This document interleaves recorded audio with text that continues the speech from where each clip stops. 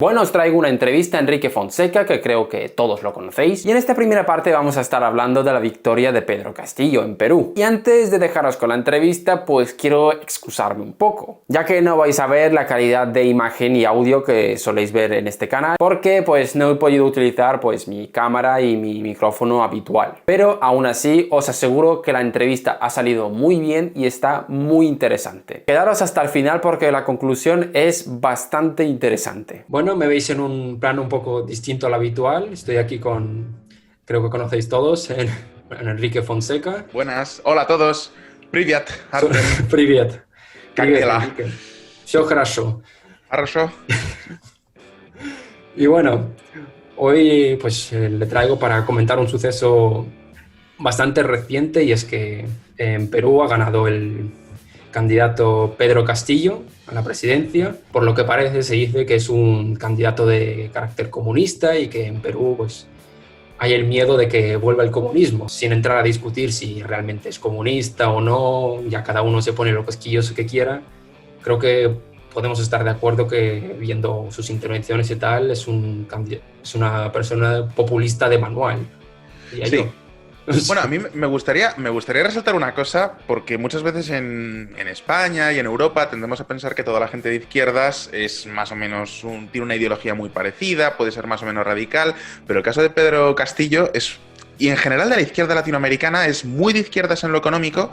O sea, Pedro Castillo creo que se ha llegado a definir como marxista, pero luego en lo social son mucho más conservadores que los más conservadores en Europa. Pedro Castillo no solamente se ha opuesto categóricamente al matrimonio homosexual, también a la unión de parejas homosexuales, cosa que la candidata de derechas, que Keiko Fujimori, aceptaba. O sea, Keiko Fujimori estaba a favor de las uniones homosexuales, él no. Está en contra del aborto, en contra de la eutanasia, y ha llegado a decir auténticas barbaridades de los homosexuales. O sea, que eso de izquierda en lo social o no sé, liberal en lo social y intervencionista en lo económico, en el caso de Pedro Castillo no es así, es intervencionista en lo económico e intervencionista en lo social. Entonces es una cosa muy curiosa, porque además he visto algún candidato, algún político de izquierdas en España, que luego habla mucho de derechos LGTB, celebrar la victoria de Pedro Castillo, cuando realmente, en este caso, se podría decir que ha sido una derrota para las causas sociales, los derechos LGTB y el movimiento feminista en todo el mundo. Sí, sí. Y desde luego en Perú. Sí, de hecho el otro día Íñigo Errejón, que lo vi en Twitter, celebrando la victoria, y dices, a ver, es que ya parece que es como automáticamente alguien se denomina de izquierdas y automáticamente hay que defenderle, aunque defienda Sí. cosas que son opuestas a las que defiende realmente. No, es que además es muy curioso ese fenómeno, porque no solamente pasa en Perú, o sea, también lo vemos en general en toda Latinoamérica. Venezuela, por ejemplo, todavía están diciendo que algún día a lo mejor aprobarán el matrimonio homosexual, Sí. pero que hoy no, mañana. Mientras que en otros países con gobiernos de derechas, como por ejemplo Chile, pues aprobaron en su día la unión de parejas homosexuales y ahora acaban de aprobar el matrimonio homosexual, con un gobierno como el de Sebastián Piñera, que un gobierno de centro-derecha, o sea que es un fenómeno curioso el que ocurre, cómo cambia mucho las ideologías. Es que eso es una cosa que algún día tendríamos que hablar en VisualPolitik y en general en todos los canales que nos dedicamos a analizar la economía, la política, cómo los posicionamientos ideológicos en cada país cambian mucho. El coronavirus, por ejemplo, en Estados Unidos se entiende como que la derecha está en contra de las medidas restrictivas con el coronavirus, mientras que la izquierda estaba a favor de los confinamientos, cuando aquí en España, en un principio, en marzo de 2020, los partidos que estaban a favor de confinamientos y de tomar medidas era el PP, incluso Vox, mientras hicieron sus posicionamientos de forma muy, a lo mejor, tímida, no llegaron a decir esto es una catástrofe, métanse en casa, pero digamos que el discurso solo gripista venía por parte de la izquierda, mientras que en Estados Unidos era al contrario. Sí, sí, la verdad que este tipo de cosas a veces es que te llegan hasta a confundir, claro, el cambio de izquierda a derecha depende del continente. Sí, Pero, vale. Es que deberíamos replantearnos muchas veces lo de las ideologías. Y esto no es una cosa por quedar bien, no es que sea yo un bien queda, ni mucho menos, pero lo que asumimos que es de un lado o de otro en un país, en otro país puede ser literalmente lo opuesto. Sí, sí. Por distintos argumentos, por distintas narrativas, pero terminan en posicionamientos distintos. Oye, que esto Sí. es la... Bueno, a ver, o sea, volviendo un poquito al, claro, el tema de Pedro Castillo, puede surgir un poco así como la pregunta, porque si tú ves, por ejemplo, los datos de Perú, echas ahí un vistazo rápido, miras la evolución del PIB y dices, a ver, la economía pues no es que se haya estancado, entonces, ¿por qué un candidato de este estilo llega a las instituciones del país? ¿Qué es lo que esconden los datos de, así a primera, generales de la economía de Perú? ¿Cuál es la historia que hay detrás? ¿Cómo a ti te gusta? Hombre, Un poco de historia. sí, a ver, lo primero, bueno, para los que no conozcan a Pedro Castillo, que a lo mejor es que estamos hablando aquí de Pedro Castillo, sí, y alguno estará viendo esta entrevista diciendo ¿de qué hablan? Bueno, Pedro Castillo es en principio, el nuevo presidente de Perú, acaba de ganar las elecciones a principios de esta semana, estamos en mediados de junio. Sí, esto se está grabando el 12 de junio. El 12 de junio, entonces, bueno, pues acaba de ganar las elecciones en Perú y es un candidato, pues efectivamente, muy de izquierda, se ha llegado a definir como marxista, incluso comunista, en lo social es muy conservador, como acabamos de decir, y de algún modo rompe un poco lo que ha sido la tendencia de Perú en los últimos 15 años. O sea, Perú era uno de los países latinoamericanos que más sólidamente estaba creciendo gracias a una agenda muy tecnocrática que empezaron unos gobiernos más o menos por el año 2003 y que han ido manteniendo todos los demás gobiernos, independientemente de si fueran de izquierdas o de derechas, porque Perú ha tenido gobiernos de izquierdas, pues creo que para 2008 por ahí ganó Antanas Mockus las elecciones, era un candidato muy de izquierdas que incluso se decía que podía llegar a ser chavista, pero sin embargo durante su gobierno mantuvo esa política, vamos a decir, liberal, abierta al mercado, etcétera, con responsabilidad fiscal, y gracias a eso Perú ha crecido de forma estable y ahora pues ya es un país casi de renta media, cuanto antes era un país pobre, de los más pobres de Latinoamérica. Entonces, durante todo este tiempo se ha visto como un modelo de crecimiento y un modelo a seguir para Latinoamérica, y ahora de repente aparece este candidato que la gente se pregunta, ¿y por qué ha ganado las elecciones? Y aquí yo creo que hay que matizar muchas cosas. Porque lo primero, efectivamente este hombre no ha ganado las elecciones porque la economía de Perú esté yendo mal o porque el modelo se haya agotado. Más bien podríamos decir que ha ganado las elecciones de rebote y con un peso político mucho más bajo del que podría parecer. O sea, la victoria de Castillo no tiene nada que ver con la victoria de Evo Morales en 2000, bueno, pues en los años 2000, que venía vitoreado por un montón de gente. Perdón si sorbo mucho por la nariz o si estornudo, pero es que me acaba de venir un ataque de alergia, soy alérgico al polen, y aquí en Praga es justo ahora cuando viene el polen. Entonces estoy en un momento donde me acabo de tomar unos antihistamínicos pero aún así estoy con esto, con unos pañuelos por aquí, no te por preocupes. todas partes, y lo siento si doy un poco de asco. El caso es que este hombre en Perú ha ganado las elecciones, primero, con un apoyo minoritario. O sea, estamos hablando de la diferencia con Keiko Fujimori era del, no sé si el 0,2%, una cosa así. Sí, hablamos de un margen muy justito, teniendo en cuenta dos cosas. Keiko Fujimori es una candidata muy controvertida, por no decir muy odiada por muchos sectores de la sociedad peruana. Es la hija de Alberto Fujimori, que es un hombre que está en la cárcel. Es el expresidente de Perú que está en la cárcel por casos de corrupción y de crímenes contra la humanidad. O sea, estamos hablando de uno de los personajes más oscuros de Latinoamérica. Su hija no solo no reniega del legado de su padre, sino que incluso se presenta a las elecciones reivindicándolo. Entonces, evidentemente, pues es una mujer que no tiene buena imagen en la sociedad peruana. A eso hay que sumarle el hecho de que Perú es el país más afectado del mundo por el coronavirus, tanto en tasa de mortalidad como en tasas de infecciones, con lo cual la sociedad peruana ahora mismo está en absoluto shock. Y en ese momento ha habido unas elecciones peruanas que, por cierto, hay que matizar otra cosa. Las elecciones peruanas tienen dos vueltas. La primera vuelta son unas elecciones legislativas en las que Pedro Castillo quedó como primera fuerza, efectivamente, pero no ganó por mayoría absoluta ni muchísimo menos. O sea, no tiene ni un tercio del Parlamento. Su partido político, Perú Libre, no tiene ni un tercio del Parlamento. Y el otro 70% del Parlamento son todo partidos de derechas o del centro a la extrema derecha. Es decir, partidos que en principio le van a hacer oposición a Castillo y que muy probablemente, si quiere sacar cualquier ley, ha dicho, por ejemplo, que quiere cambiar la constitución peruana. Sí. Pues buena suerte, pero va a tener que hacer un pacto con un 70% del Parlamento que es de un signo político totalmente contrario al suyo. Así que yo no sé si va a poder hacer todos esos cambios que ha prometido.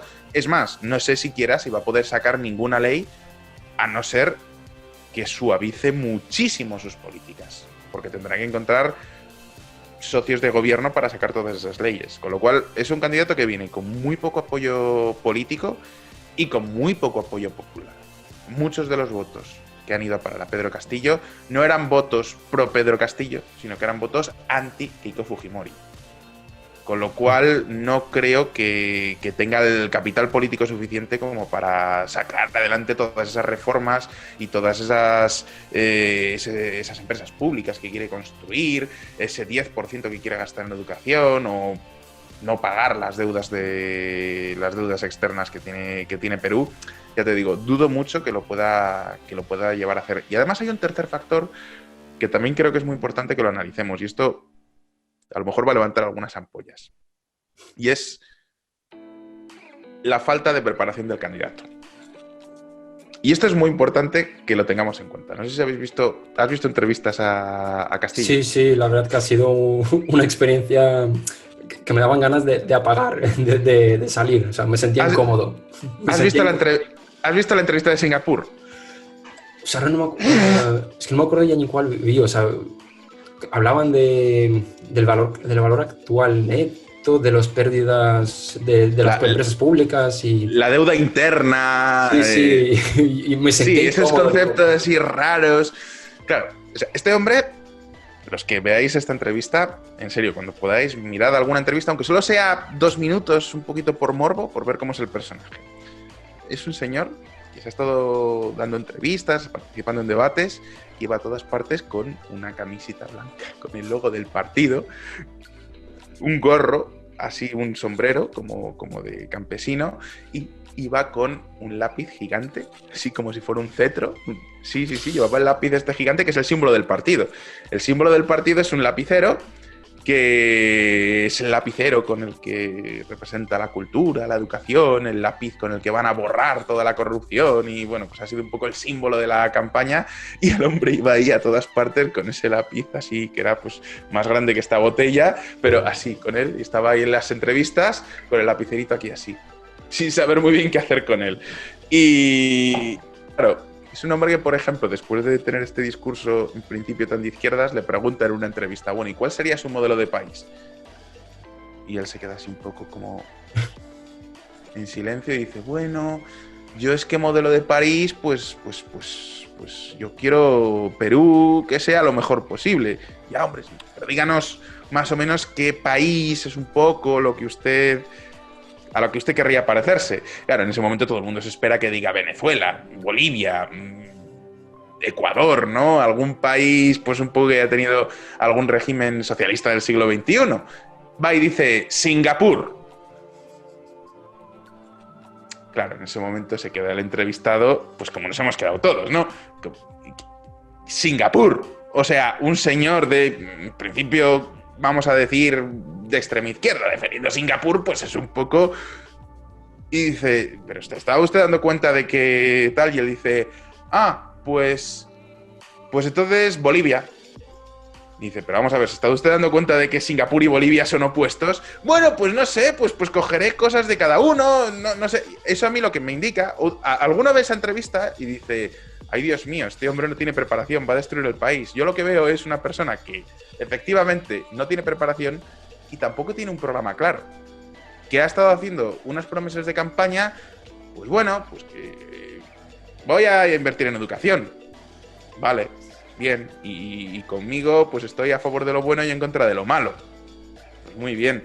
Pero como no tiene un plan concreto, cuando alguien no tiene un plan concreto, lo más normal es que llegue alguien y se lo escriba. Sí. Y teniendo en cuenta la composición del Parlamento peruano, la correlación de fuerzas que hay en este país, lo más probable es que o es lo suficientemente inteligente como para dejarse asesorar bien y al final termina siendo uno de estos políticos que sorprenden, que no sería la primera vez que aparece un outsider absoluto del sistema político y resulta que es una persona con la suficiente humildad como para dejarse asesorar por gente que sí sabe, o bien, bueno, pues terminará siendo mangoneado por los grupos de interés de turno. Esto se ve muy bien, mira, no sé si has visto una serie muy... No la recomiendo, no es buena, pero tiene una pincelada interesante que se llama Parliament. No, no lo he visto. Es una serie francesa sobre el Parlamento Europeo. Y el primer capítulo es el protagonista, que es un chico jovencito, que entra por primera vez a trabajar de asesor en el Parlamento Europeo y le encaloman redactar un informe sobre una legislación de pesca. El chaval no tiene ni idea, porque la mayor parte de la gente que está en política, claro, de primeras te ponen a hablar de pesca, pues tú a lo mejor no tienes por qué saber nada del sector de la pesca. Y el chaval está ahí como, bueno, ¿y qué digo ahora? ¿Y qué hago? Y llega en la cafetería del Parlamento, se le acerca un señor y le dice, ¿qué te pasa, chaval? No, pues mira, que estoy aquí, que tengo que hacer este informe sobre pesca y bancos de pesca en el Atlántico y no sé muy bien. Trae para acá, hombre, no te preocupes, sí, esto es muy fácil. Mira, te ayudo yo, el chaval feliz diciendo, mira qué bien, me acaban de hacer mi informe, yo estoy ahí, y llega ahí todo contento a su jefe, el jefe súper contento, y cuando lo presentan en el Parlamento, en la comisión parlamentaria de turno, donde están discutiendo lo de pesca, dicen, pero ¿os habéis dado cuenta de que os acaba de redactar el informe un lobista de la Asociación de Barcos Pesqueros de no sé dónde? Y el chaval se queda como, ¿qué? Sí, lo que acabáis de presentar está en las antípodas de lo que defiende nuestro partido. Eso, por sorprendente que parezca, es el resultado muchas veces de muchos políticos pues, que no saben lo que están defendiendo, porque sí han oído que, bueno, más o menos, tienen así unas líneas generales ideológicas, son pues, más de izquierdas, más de derechas, pero como no se lee de un periódico en su vida, pues es que enseguida, como decimos en Castilla, se la meten doblada. Siendo suaves. Sí. Entonces, podemos considerar que un poco la victoria de Castillo ha sido de rebote, un poco, diciéndolo de forma suave, ¿no? O sea... A ver, yo no puedo leer el futuro. A ver, ¿qué ha sido una victoria de rebote? Está claro, o sea, eso es así, ha ganado por un 0,2%. En un momento donde la candidata pues es que era la mujer más odiada del mundo y es que, a ver, para que lo pongamos en un contexto español, no sé, es como si te presentas contra un candidato que fuera, pues no sé, qué político así puede haber que se le tenga una inquina especial. También depende a quién le preguntas. Depende a quién le preguntes, ¿no? Pero uno de estos políticos en general que suele generar... mucha división y normalmente, pues no sé. O sea, es que ahora la verdad que no... Bueno, a ver, obviamente podemos hablar de Franco a lo mejor, pero... No, sí, o algún político de estos que ha... pues Fabra, o algún político de estos que se le ha visto envuelto en un escándalo de corrupción, que haya tenido que dejar el poder de forma... Sí, se entiende el símil. Poco decorosa, ¿sabes? Pues hombre... Es que es muy difícil que ganara el otro candidato. Entonces, bueno, pues sí, ha ganado este hombre, pero eso no significa que la sociedad peruana se haya vuelto comunista, ni muchísimo menos. O sea, ganó porque no querían que ganase la otra. No querían que ganase la otra. Y ya te digo que es que con el Parlamento actual peruano, no sé yo cómo va a ser capaz de nacionalizar una empresa, por ejemplo. Entonces, podemos decir, o sea... todas estas predicciones de catástrofe en Perú, lo más probable es que no se cumplan. Yo no lo veo. Entiendo, y las bolsas han reaccionado mal. En general hay mucha desconfianza, pero yo creo que en principio no tiene pinta de que pueda hacer una revolución en en Perú. Pero ya te digo que a lo mejor te estoy diciendo esto y dentro de un año... Salía con los militares y salía con los militares y la prepara, ¿sabes? Sí, a ver, entonces podemos ser optimistas con el futuro de Perú, no hay previsión de catástrofe por ahora. Está controlado Castillo prácticamente por los otros. Yo creo que sí. Controlado o a lo mejor, ya te digo, si es listo, a lo mejor asesorado. Y ya te digo, a lo mejor resulta que va y nos sorprende siendo un buen político, que ya te digo que no sería la primera vez que un gobierno que parece que va a ser catastrófico, pues mira sí. el gobierno social comunista que tuvieron en Portugal. Ah, sí. Sin embargo, aprobó unas medidas de corte tecnocrático que, bueno, han hecho que ahora Portugal sea un destino de inversiones y un lugar para emprender. Bueno, entonces creo que como conclusión, pues, de esta primera parte, podemos decir que no hay que temer por ahora por el futuro de Perú.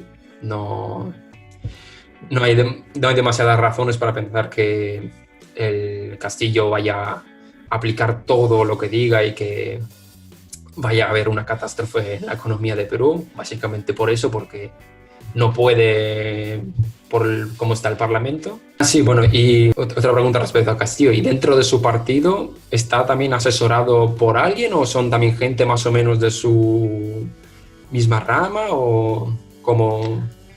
No, a tanto no llego, no te sé decir. No sabrías decirte. Por lo que he visto y por lo que he leído así un poco de forma superficial, en general todo el mundo piensa más o menos igual. O sea, no hay un grupo de economistas en la sombra que están ahí preparándole el programa electoral.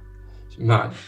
Bueno, pues a ver, creo que con esto concluiremos la primera parte de esta entrevista. Y en la segunda vamos a pasar a la fase de preguntas que habéis dejado en los comentarios. Pero eso lo veremos en la segunda parte de la entrevista, que la veremos en unos días. Espero que os haya gustado.